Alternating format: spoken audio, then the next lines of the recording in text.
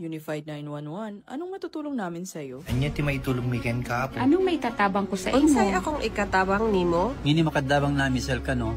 Sa anumang wika o dialekto, may tulong na darating sa iyo.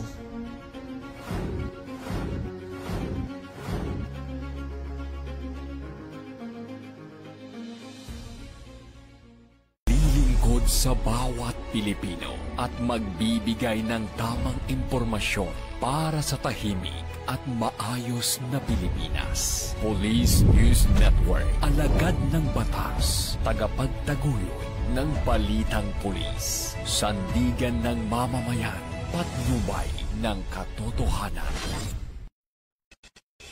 La Campo Crame, maghahatid ng pinakahuling kaganapan at nagbabagang balita. Ito ang PNN Police News Network. At ngayon, ang inyong mga tagapagbalita.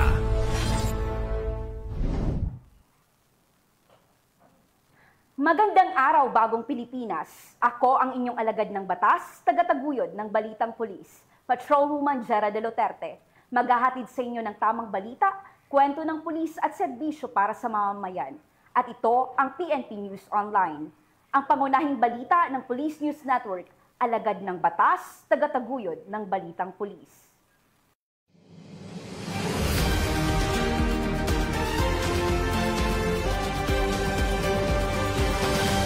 Narito ang mga balitang dapat niyong abangan. 120 gramong shabu na kumpiska sa Lemery, Iloilo. Pagdiriwang ng Bonifacio Day, matugumpay na isinagawa sa monumento. At pagsasanay para sa matatag na peacekeeping action teams, isinagawa ng PNP Isabela.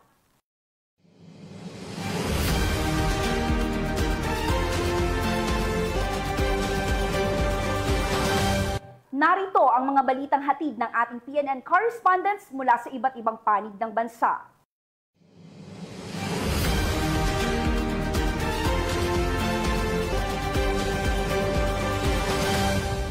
Matagumpay na ginanap ang pagdiriwang ng ika-162 taong kaarawan ni Gat Andres Bonifacio sa Monumento, Caloocan City. Personal na dumalo sa pagunita ng si Philippine National Police Deputy Chief for Operation Police Lieutenant General Edgar Alan Ocobo bilang pagpapakita ng suporta ng PNP sa pagbibigay pugay sa ama ng himagsikan. Patrolwoman Grazel Ann Esperanza sa report.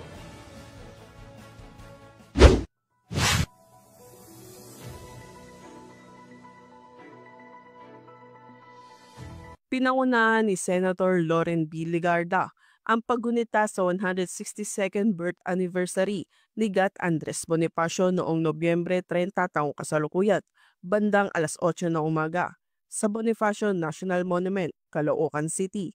Dumalo rin sa seremonya sina Police Lieutenant General Edgar Alan Ocobo, the Deputy Chief for Operation, Police Brigadier General Jerry V. Potasio, District Director, Northern Police District, mga kinatawan mula sa National Historical Commission of the Philippines, AFP, Congressman Oscar G. Malapitan, Mayor Dale Gonzalo Malapitan at kaanak ng ating bayaning si Andres Bonifacio.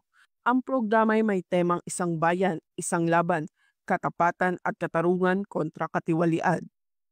Layunin ng pagdiriwang na manawagan sa bawat Pilipino na magkaisa lalo sa pagtataguyod ng katotohanan at katarungan, lalo na sa panahon ng mga pagsubok. Si Andres Bonifacio, ang kinilalang supremo, ay isa sa mga pangunahing bayani ng Pilipinas. Siya ang nagtatag at naging pinuno ng kataas-taasan kagalang-galangang katipunan ng mga anak ng bayan o KKK noong 1892, isang kilusang lihim na naghangad wakasan ang kolonyalismong Kastila at palayain ng bayan. Kabilang sa mga naging mahalagang bahagi ng programa ang sabayang pag-awit ng lupang hinirang.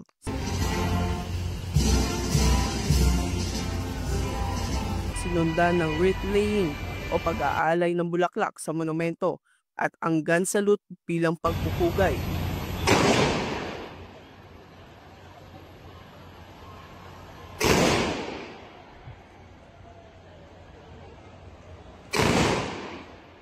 Nakadeploy rin ang mga kapulisan sa iba't ibang bahagi ng monumento, katuwang ang iba pang ahensya ng gobyerno upang matiyak ang seguridad, kaayusan at maayos na daloy ng trapiko habang isinasagawa ang buong aktibidad. Nagtapos ang aktibidad ng maayos at walang naitalang anumang kaguluhan.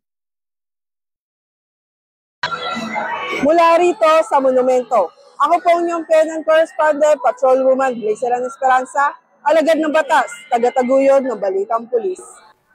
Maraming salamat, Patrolwoman Esperanza.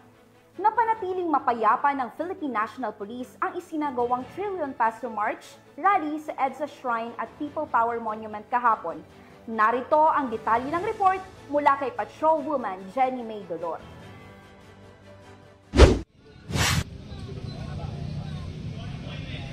Kasabay ng Bonifacio Day, naging matagumpay ang isinagawang seguridad ng ating mga kapulisan sa isinagawang Trillion Peso March na idinaos sa People Power Monument, partikular na sa White Plains Avenue, Quezon City, ng ating mga kababayan na dinaluhan ng iba't ibang organisadong grupo at mga kilalang mga personalidad, kung saan ito ay naglalayong labanan ang korupsyon sa Pilipinas. Nagtipon-tipon ang mga rallyista mula sa EDSA Shrine at nagmarcha papuntang People Power Monument upang humingi ng pananagutan at transparency sa mga aksyon ng gobyerno, lalo na kaugnay sa mga proyektong pampubliko na kinukwestiyon dahil sa umano'y korupsyon. Kaya naman ang kapulisan ay umaga pa lang ay nakadeploy na sa People Power Monument at EDSA Shrine upang masiguro ang mapayapang pagpapahayag ng saloobin ng ating mga kababayan at mapanatili ang seguridad sa nasabing lugar ng pinagdausan. Samantala, matapos ang isinigawang rally, umaksyon naman agad ang ating mga kapulisan at tumulong sa pagpapanatili ng kalinisan sa EDSA Shrine at People Power Monument.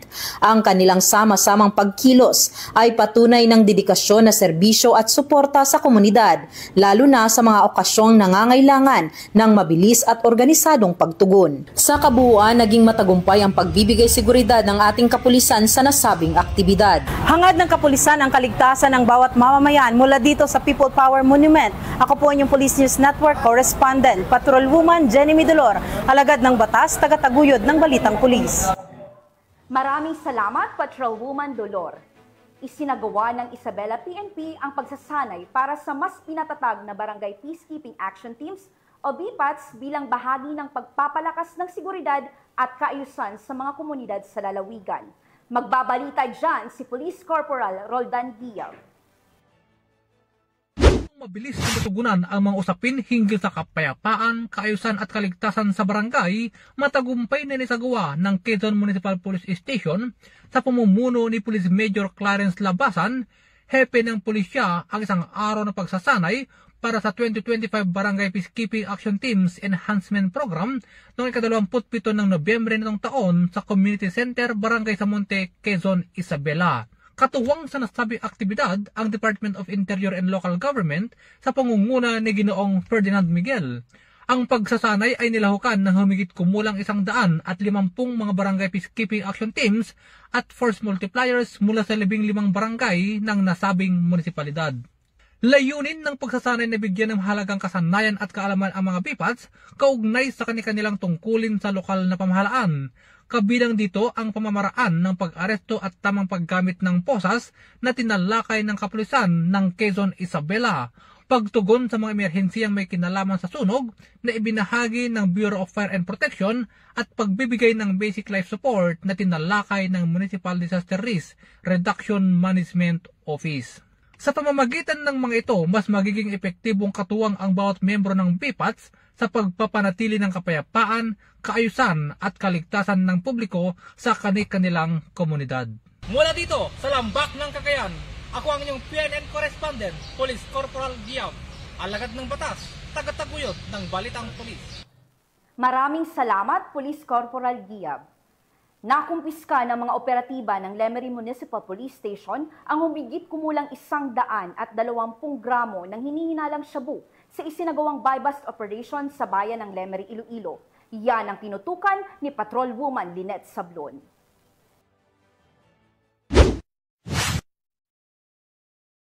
Mahigit 120 gramo ng hinalang shabu ang nasamsam ng mga operatiba ng Iloilo Police Provincial Office matapos ang matagumpay na bypass operation sa Barangay Velasco, Lemery, Iloilo. Ito lamang 29 ng Nobyembre taong kasalukuyan. Kinilala ang suspect na si Alias Puloy, binata at residente ng Lemery, Iloilo. Na-recover mula sa pagmamayari at kontrol ni Alias Puloy ang 8 maliit na heat seal transparent sachet na naglalaman ng puting kristal na substansyang hinihinalang shabu, bypass at budol money, isang itim na Badger single motorcycle, at isang itim na coin purse. Ang operasyon na pinangunahan ng Lemery Municipal Police Station, katuwang ang 2nd Iloilo Provincial Mobile Force Company, IPPO Provincial Intelligence Unit at IPPO Provincial Drug Enforcement Team 3. Kasalukuyan nasa kusdiyan ng pulisya ang suspect at sasampahan ng kasong paglabag sa Republic Act 9165 o Comprehensive Dangerous Drugs Act of 2002. Patuloy namang nananawagan ang PNP sa publiko na magkipagtulungan sa mga otoridad upang tuluyang masugpo ang iligal na droga at napanatili ang kapayapaan at kaayusan sa buong rehiyon. Mula rito sa Western Visayas, ako niyang PNN correspondent, Patrolwoman Ninette Sablon, alagad ng batas, tagataguyod ng Balitang Pulis. Maraming salamat, Patrolwoman Sablon. Naka-full alert ang Cebu Police Provincial Office para sa ligtas at maayos na isasagawang trillion peso march sa lalawigan ng Cebu. Ang buong detalye ng balita mula kay Patrolwoman Judith Nicanor. Naka-full alert ang buong puwersa ng Cebu Police Provincial Office ngayong Nobyembre 30 ng taong kasalukuyan bilang bahagi ng masusing paghahanda para sa isinasagawang Trillion March 2.0 rally. Personal na pinangunahan ni Police Colonel Abubakar Udang Mangilan Jr., Provincial Director ang serye ng inspeksyon sa Cordoba Municipal Police Station, Minglanilla Municipal Police Station at Talisay City Police Station upang tiyaking handa at alerto ang mga tauhang ide-deploy sa aktibidad. Ipinakita ng mga station commanders ang kanilang mga security plan, crowd control measures at iba pang hakbang para matiyak na magiging mapayapa, maayos at organisado ang buong pagtitipon. Binigyan diin ng Cebu Police Provincial Office na mananatili silang nakatutok sa pagpapanatili ng public safety at sa pagbibigay ng disiplinado at profesional na police presence sa kabuuan ng rally. Tiniyak rin ng pamunuan na handa silang tumugon agad sakaling magkaroon ng anumang hindi inaasahang pangyayari. Bilang pagpapakita ng pagkakaisa at pananampalataya, nagtipon din ang mga pulis ng Cebu PPO sa Basilica Minor del Santo Niño upang dumalo sa misa at mag-alay ng panalangin para sa ligtas at mapayapang pagdaraos ng Trillion March 2.0. Sa pinatibay na seguridad, mataas na antas ng kahandaan at pagkakaisang may pananalig, nananatiling determinado ang Cebu PPO na tiyaking magiging kalma, ligtas at magalang ang pagdiriwang ng Trillion March 2.0 para sa lahat ng dumalo. Mula dito sa Police Regional Office 7, ako ang inyong Police News Network Correspondent, Patrolwoman Judith Nicanor, alagad ng batas, tagataguyod ng Balitang Pulis. Maraming salamat, Patrolwoman Nicanor. Nakiisa ang Ilocos Norte Police Provincial Office sa pagdiriwang ng ika-162 taong kaarawan ni Gat Andres Bonifacio bilang pagpupugay sa ama ng himagsikan at sa kanyang naiambag sa kalayaan ng bansa. Ang detalye ng report mula kay Police Corporal Joanna Marie de los Santos. Nakiisa ang Ilocos Norte Police Provincial Office sa pamumuno ni Police Colonel Jomar Q. Labiano, Provincial Director sa pagdiriwang ng ika-162 anibersaryo ng kapanganakan ni Andres Bonifacio, ang ama ng himagsikang Pilipino na siyang nagtatag ng katipunan.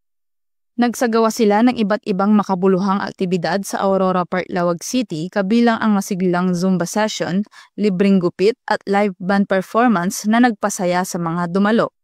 Pinalawig din ang selebrasyon sa pamamagitan ng isang coastal clean-up drive sa Barangay Suba, Paway, Ilocos Norte, katuwang ang Philippine Coast Guard, mga Force Multiplier, Peacekeeper Riders of Ilocos Norte at mga empleyado ng Suba San Dunes 4x4. Sa pamamagitan ng mga makabuluhang gawaing ito, muling pinagtibay ng Ilocos Norte Police Provincial Office ang kanilang pangako sa patuloy na pagsiserbisyo ng tapat at may malasakit sa mamamayan. Katulad ng ipinamalas ni Andres Bonifacio, patuloy na isinusulong ng INPPO ang diwa ng malasakit at kabayanihan, mga halagang nagsisilbing gabay sa kanilang paglilingkod para sa komunidad. Mula dito sa Ilocos Region, Ako ang inyong PNN correspondent, Police Corporal Joanna Marie M. de los Santos, alagad ng batas, tagataguyod ng balitang pulis.